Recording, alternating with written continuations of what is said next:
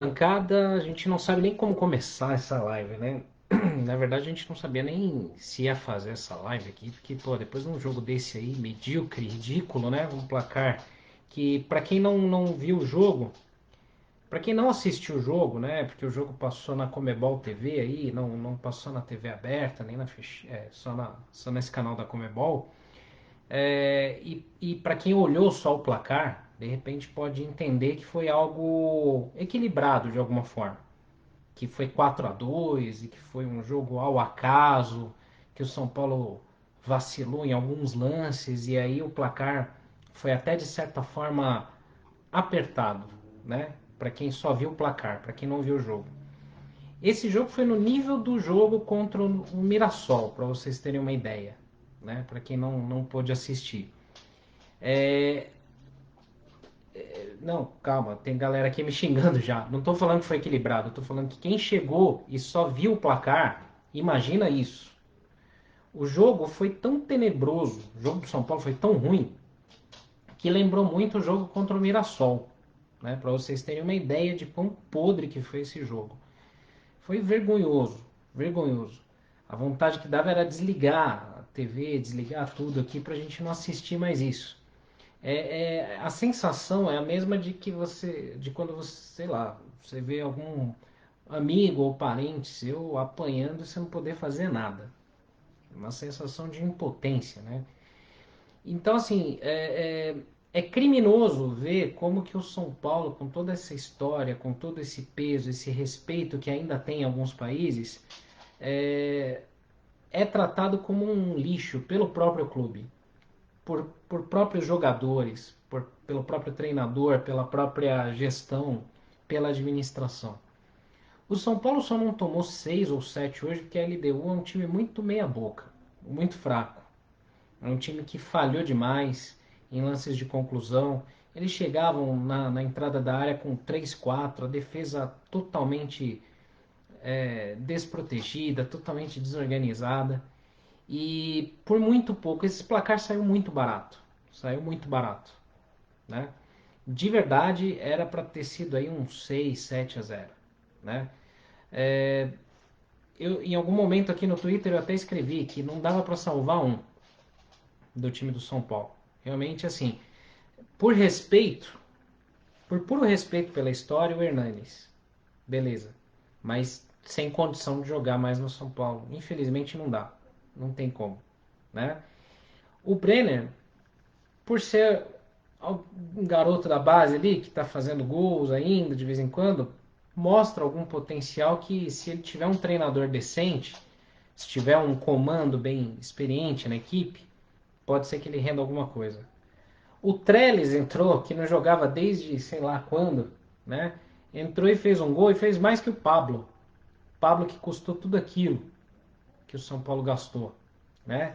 Ou seja, o Pablo hoje é mais inofensivo que é um atacante inofensivo. O primeiro lance do jogo ali, se eu não estou enganado, teve um cruzamento, acho que foi do Reinaldo, e o Pablo sozinho conseguiu cabecear para fora. Então, assim, é um atacante inofensivo, que não faz mal para ninguém, né?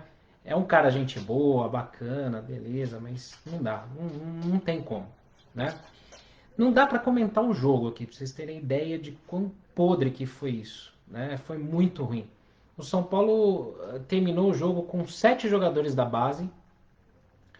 O Diniz colocou o Rodrigo Nestor, e como eu falei lá no Twitter, não é nem pegando no pé do Nestor, coitado, imagina, não tem nada que se falar dele, né? Nem de nenhum moleque da base. Mas assim, qual é a coerência do Diniz de colocar um jogador que ele não usou praticamente no ano inteiro e colocar num jogo decisivo de Libertadores onde o time estava perdendo de 3-0? É covardia, chega a ser covardia, né? Um treinador fazer isso. Mostra o quanto que ele está perdido, quanto que ele não tem noção do que ele está fazendo, né? Então, assim, o que dá para contar um pouco desse jogo para quem não viu? É, os gols foram todos assim patéticos, né? Ridículos. O último gol foi um golaço dos caras. O cara chutou uma bola no ângulo que não tinha nem chance de defesa, não tinha nem o que fazer. Mas o São Paulo tomou gol com aquela saidinha de bola, tocando a bola errado. O Igor Gomes, o que o Igor Gomes vai fazer lá, né? Foi sair com a bola ali, tocou no Hernanes que estava na fogueira de costa para dois jogadores da LDU. O Hernanes perdeu a bola, porque pô, já vieram dois ali tomar a bola dele. E aí saiu o gol dos caras. É, o primeiro gol, eu já nem lembro, foi tanto gol, né? Primeiro gol, tipo, o cara sobe sozinho na área, de surpresa, tinha uns 8, 7, 8 jogadores do São Paulo na área. O cara cruza, o jogador aparece de surpresa e cabeceia encobrindo o Volpe. São Paulo tomou gol. Teve um lance que foi muito patético, muito patético. Aquele seria humilhante demais. Os caras chegaram com três na defesa, só tinha o Léo. Não, só tinha o Reinaldo, o Léo que tentou dar um combate no meio e o Diego. Diego que foi, na medida do possível, coitado, foi bem, Diego Costa, né? E aí o cara saiu na cara do Volpe ali. O Reinaldo veio dar um carrinho seco, cara. E o cara deu um corte nele que o Reinaldo deslizou ali, acho que uns 2, 3 metros ali, sentado, né? Esse foi o retrato do São Paulo hoje. O retrato do São Paulo é isso. É o que eu venho comentando aqui no Twitter e falando algumas coisas. A gente está presenciando o assassinato de um clube gigante do futebol. Há alguns anos o São Paulo vem sendo corroído por dentro, né? Então a gente está vendo aí vários vídeos agora saindo de conselheiros em candidatura, né, na eleição, pedindo pista de skate, biribol e o cacete a quatro ali, e ninguém tá nem aí pro futebol. Muitos deles nem devem ter assistido o jogo de hoje, né? Não interessa para eles, né? Esse formato podre do São Paulo há muito tempo tá corroendo o clube por dentro. E isso daí é só o reflexo disso. Jogador meia boca, jogador caro, que está descompromissado, jogador que não tem nível para jogar no São Paulo. Teve um lance que até a gente deu um retweet agora aqui, que foi um cara no Twitter que colocou M. Guimarães, que ele pega o replay acho que é do segundo gol do São Paulo, que o São Paulo toma, né? O segundo gol da LDU, que ele mostra o Tietê, como é que ele marca o cara. O Tietê ele vai, ele dá aquela, sabe aquela corrida quando você vai atravessar a rua e o semáforo tá abrindo para os carros, você dá aquela corrida até metade da rua e depois vai andando? O Tietê fez essa corrida aí. Aí ele abandona o marcador dá um pique ali de não sei quantos metros e tá dentro da área para receber e fazer o gol. E o Tietê tá no meio do caminho olhando, andando, olhando para trás. O que acontece na cabeça de um cara desse? É um fundamento básico. Eu jogando na várzea aqui, você jogando bola na sua rua, você sabe que você tem que acompanhar o cara que você está marcando. Você não tem que acompanhar a bola, você tem que acompanhar o cara. E o Tietchan, um jogador profissional, não faz isso, né? Então, há muito tempo eu estou falando aqui. A zaga do São Paulo fica desprotegida porque não tem ninguém que marca no meio campo. Você tem o Tietchan ali marcando, sabe lá quem, que ele não marca. Aí ele não sai para o jogo. O Diniz insiste nesse esquema fracassado, podre, péssimo. E aí a dupla de zaga fica exposta. Essa dupla de zaga improvisada, e de novo, não vou queimar aqui o Diego Costa, porque é um garoto muito bom, mas é vítima de tudo isso, né? E pelo alto, essa zaga ela não consegue. O Léo Pelé não tem como marcar ninguém, né? Vou falar do Reinaldo. O Matheus Guimarães aqui tá cobrando. Acho que até foi você, talvez, né, Matheus, que tweetou aqui, não sei, talvez o mesmo nome. Então, assim, essa zaga, ela pelo alto, pelo menos o Léo Pelé, ele não tem nem altura para ganhar no alto. E aí eu chego no Reinaldo, porque você, por mais que o Léo seja fraco, o Reinaldo tá tirando com a nossa cara. Porque o Reinaldo é um cara nervosinho, é um cara que erra cruzamentos, que é fundamento mínimo, básico de um lateral. O Reinaldo é ruim na marcação, ele falha no ataque e ele é nervosinho, ele é estourado.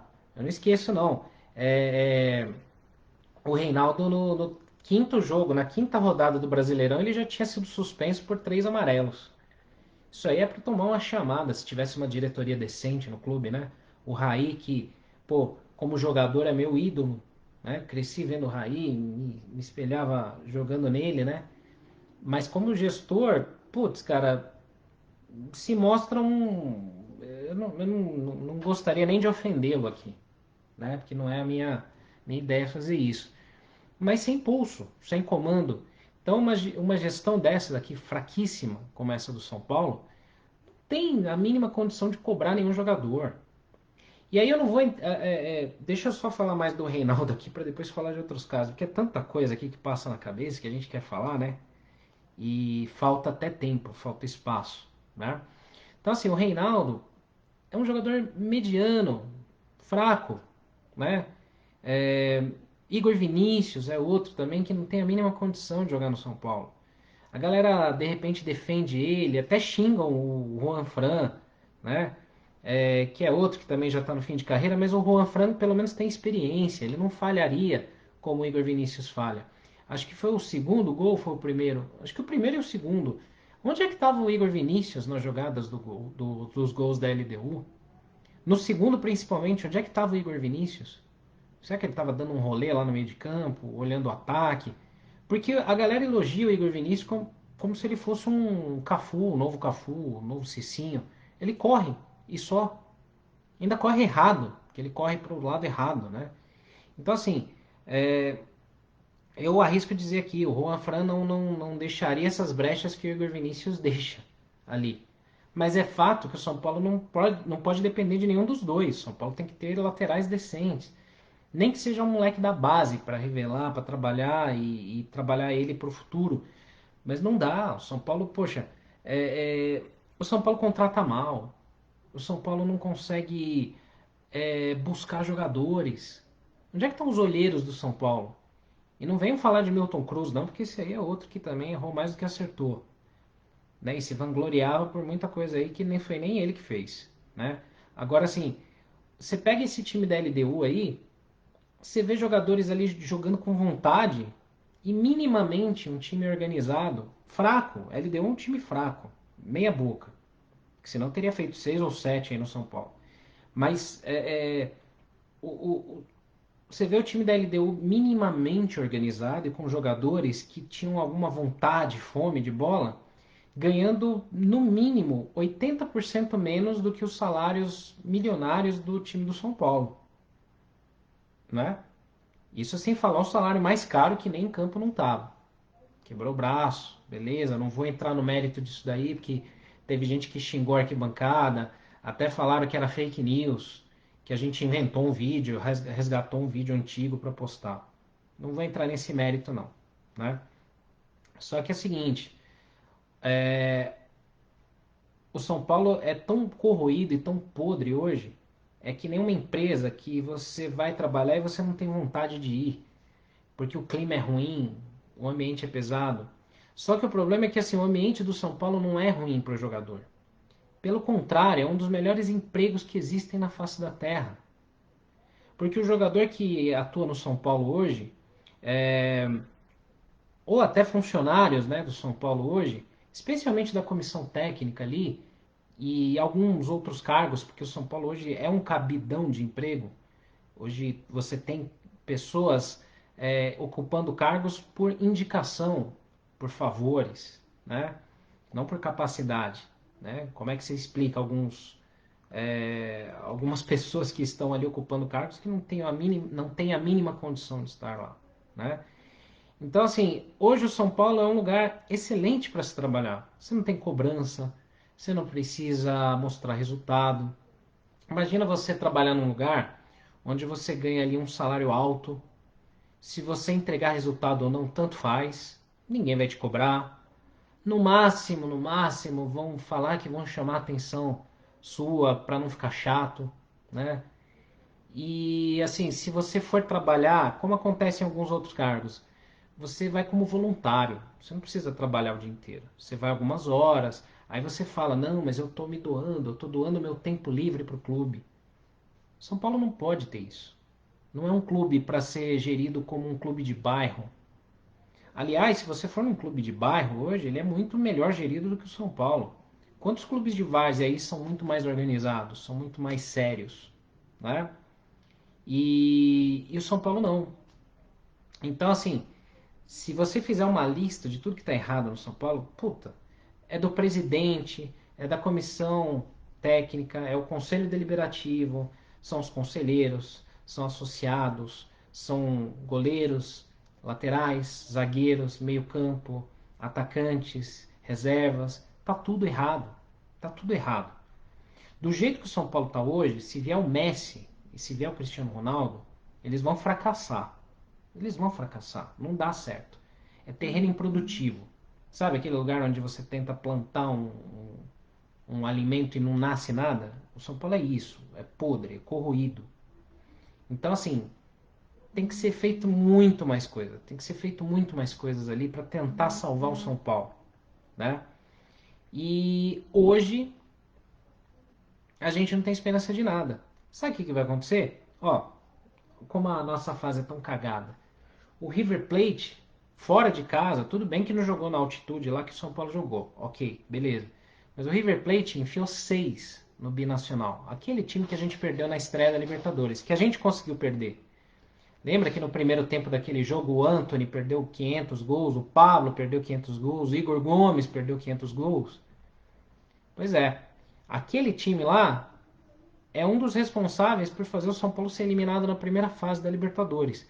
Porque o principal responsável é o São Paulo, é o próprio São Paulo, a própria incompetência, a própria ineficácia, inutilidade. Né? Então o São Paulo conseguiu perder para um time que tomou 14 gols do River Plate em 2 jogos. Né? Aí o São Paulo agora vai ter que tentar fazer o milagre de ganhar do River Plate em Buenos Aires, né? Vai ter que ganhar do Binacional em casa. É capaz do São Paulo o São Paulo é tão inútil que é capaz do São Paulo ganhar do River Plate lá e perder do Binacional no Morumbi. Eu não duvido nada. Quem é que aí duvida, né?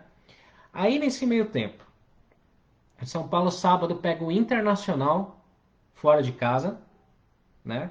Pelo brasileiro. Ou seja, se ferra totalmente na Libertadores, vai se estrepar totalmente no brasileiro, que relativamente está bem lá, porque o nível do Brasileirão é um lixo, é um nível baixíssimo. Até eu assisti até o jogo aqui numa TV portuguesa. Em algum momento o cara comentou algo assim: o São Paulo até que não está mal no Brasileirão, é o terceiro colocado. Que aí vocês questionam, o nível do Brasileirão é tão ruim que o time que está tomando um sufoco e uma goleada da LDU desse jeito que jogou é o terceiro melhor time do Brasileirão. Então olha o nível, né, que tá. Como a gente não pode ter parâmetro. Antigamente a gente olhava o estadual e falava, não dá para ter o estadual como parâmetro, porque quando chegar no brasileiro, o nível é mais alto e a gente vai tomar pedrada. Hoje o Brasileirão ele não é parâmetro nenhum para nenhum clube, porque quando o clube brasileiro vai jogar uma Libertadores, uma Sul-Americana, ele toma pau de todo mundo. O Flamengo tomou 5 lá, a gente não ganha mesmo o Flamengo jogando tudo aquilo que jogou no passado, tomou um sufoco do River Plate para ganhar a Libertadores, quase que perde, né? Então assim, a gente acaba sendo iludido porque a gente tem os parâmetros errados. E pra gente, né, para nós São Paulinos, para muitos de nós torcedores, tá ficando normal esse tipo de eliminação, esse tipo de vexame. Antes o São Paulo deixava de disputar títulos, aí deixou de ganhar clássicos, começou a ser eliminado por clubes pequenos, aí era um vexame por ano, agora você já tem mais de um vexame por ano. Esse ano teve Mirassol, Binacional, teve essa goleada agora para a LDU. Qual que é a próxima? Perder para o Binacional no Morumbi? Ser eliminado na Copa do Brasil logo na estreia, porque vai estrear já nas oitavas, se eu não me engano, e deve perder, que não oferece competitividade, né? Então, assim, a gente fala a mesma coisa aqui sempre. A gente está cansado de falar a mesma coisa, né? É repetitivo, eu sei que é chato ouvir. Tem torcedor que não gosta também de ouvir, que acha que é um desserviço. Por exemplo, o Arquibancada fala isso. O Arquibancada Tricolor, quando posta críticas, quando posta algumas coisas onde a nossa equipe inteira acha que, pô, tá errado, vamos nos manifestar, tem gente que não gosta de ver. Tem gente que xinga a gente. É que nem o camarada que está sendo traído no sofá de casa, aquele velho clichê, né? Tá sendo traído no sofá de casa Aí alguém vai lá e fala, cara, infelizmente a sua mulher tá te traindo no sofá da sua casa. Ele mata o mensageiro, xinga o mensageiro e queima o sofá. Tem muito torcedor que infelizmente é assim.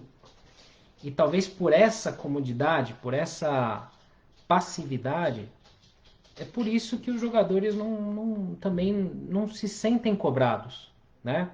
E não dá para chegar e falar que, mas a torcida, especialmente organizada, tem que ir lá invadir o CT e enfiar o dedo na cara de todo mundo. Isso aí não funciona. Isso aí não funciona. Primeiro porque tem torcedores, existem torcedores que funcionam na base de dinheiro, na base de interesses próprios, né? E também, se intimidar jogador desse certo, o São Paulo teria sido campeão já em 2016, 17, né? Quando invadiram o CT. Invadiram o CT para roubar galão de água e bola, né? Então é patético. Tem torcedor, né? Não dá para generalizar, claro, não estou falando disso da maioria.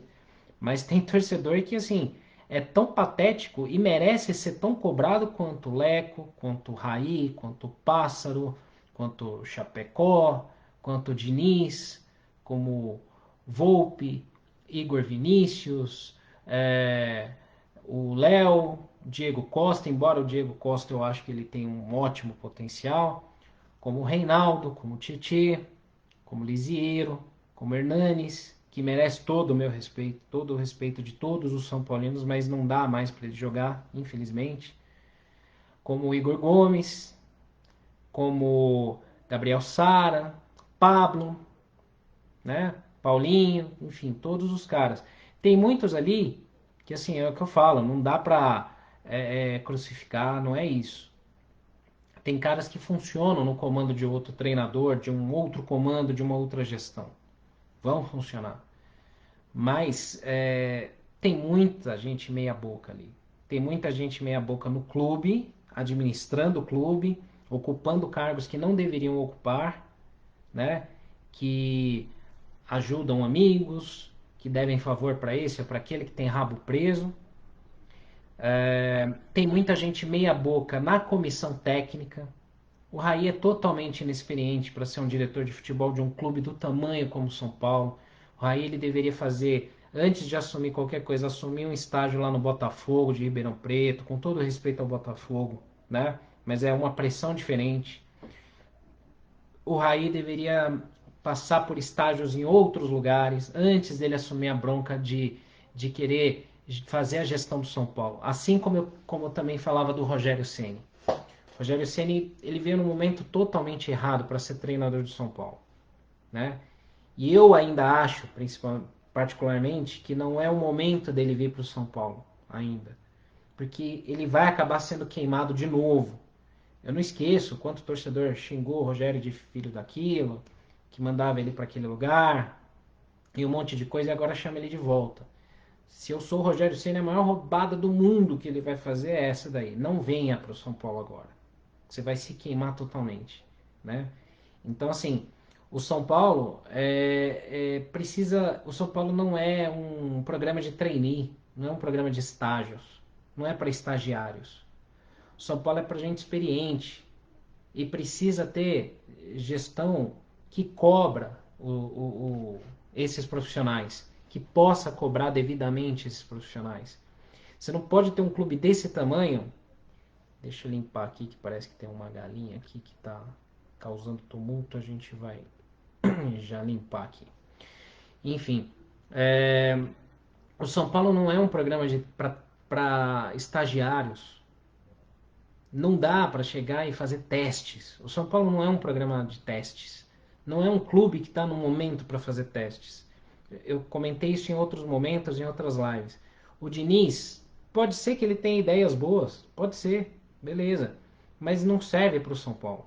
Não dá para ele testar isso no São Paulo.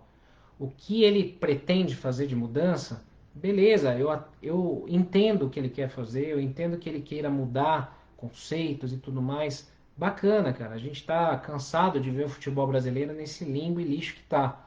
Mas o que você quer fazer, Diniz? Ele precisa de muitos meses para implementar e de jogadores com uma qualidade boa para isso. O São Paulo não tem tempo e o São Paulo não tem jogadores para isso. Então, se o São Paulo tivesse ganhado vários títulos, e a torcida tivesse mais calma, o ambiente fosse mais calmo, onde desse para falar e, pô, vamos preparar o cara para ele trabalhar um ano no clube, ele implementar a filosofia dele, vamos dar as peças que ele precisa, ótimo. São Paulo é um clube quebrado financeiramente. São Paulo não pode trazer jogadores desse peso. Aliás, faz irresponsabilidades financeiras, porque hoje ninguém é responsabilizado por isso. Então, nos últimos anos de gestão, a administração rasgou dinheiro pra caramba e a dívida do São Paulo triplicou, né? Por quê? Porque ninguém vai levar culpa. A bucha fica para o próximo presidente e assim vai, gestão por gestão, né? Então é fácil você fazer loucura com o dinheiro dos outros. E o São Paulo é isso. Então, é, é, você vê jogadores chegando com uma baita de uma pompa, com um peso gigantesco assim de marketing e tal. Marketing entre aspas, né? Porque o marketing do São Paulo não existe, não tem, né? E aí o São Paulo gasta todas as fichas ou todo o dinheiro em um ou dois jogadores e esses caras não resolvem. Não resolvem, às vezes, não é nem porque são ruins. Não tem como falar, por exemplo, que um Daniel Alves é ruim. Não dá para dizer isso. Não é ruim. Mas seria ele talvez um líder que o São Paulo precisa nesse momento? Não sei. Eu deixo a pergunta para vocês comentarem, né?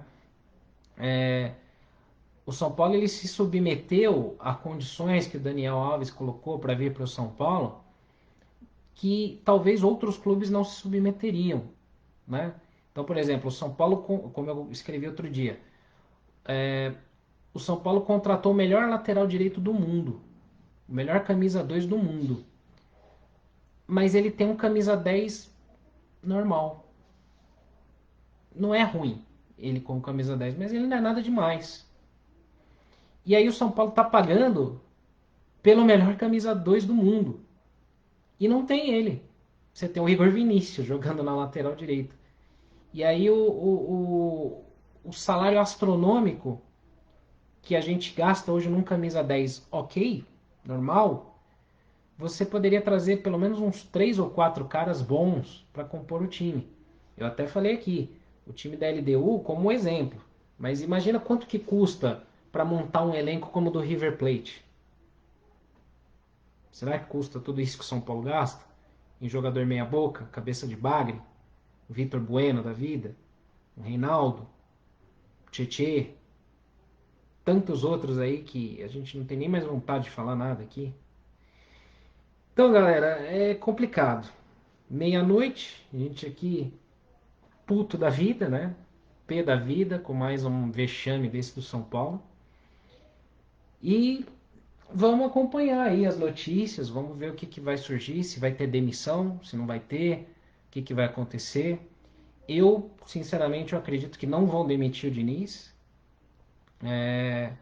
Acho que talvez ali no final dessa primeira fase da Libertadores, depois do jogo contra o River lá, conforme for o jogo, aí talvez demitam ele. Mas não vai resolver muita coisa, não. Não vai resolver muita coisa. Pode ser que dê um jeito ali em algumas coisas tal. Mas pode ter certeza, se demitir o Diniz, o Daniel Alves, eu imagino, achismo meu, né? Acho que o Daniel Alves sai, larga, vai embora, fala que foi traído, tal, aquela coisa. Vai ter jogador que vai correr mais, que vai jogar mais, vai ter jogador que vai ser a mesma merda, tudo igual. Então, assim, galera, nosso futuro aí é tenebroso, difícil ver o que vai acontecer e o medo maior é qual seria o próximo técnico que viria para o São Paulo num caso de demissão do Diniz. Aí dá medo, cara. Porque você olha os nomes que estão aí disponíveis, cara, sinceramente, eu tenho pavor de ver quem que pode chegar aí no São Paulo. Enfim, galera, não tem muito mais o que dizer. É, Só espero que vocês acompanhem aí o que a gente for postar aqui no Arquibancada ao longo da noite. Não vamos dormir cedo, né? A gente não vai conseguir dormir cedo. Vai acompanhar bastante aí o que vai ser falado aí pós-jogo. E durante a semana, amanhã também, a gente vai ter bastante conteúdo aí. Então acompanhe os nossos canais, acompanhe aí o nosso site. arctricolor.com. Tem muita gente aí falando para acompanhar aqui a coletiva e informações. Então eu vou fechar a live aqui para vocês também acompanharem e a gente poder postar aí. Beleza, galera? Na medida do possível, boa noite, bom descanso a todos. Até mais.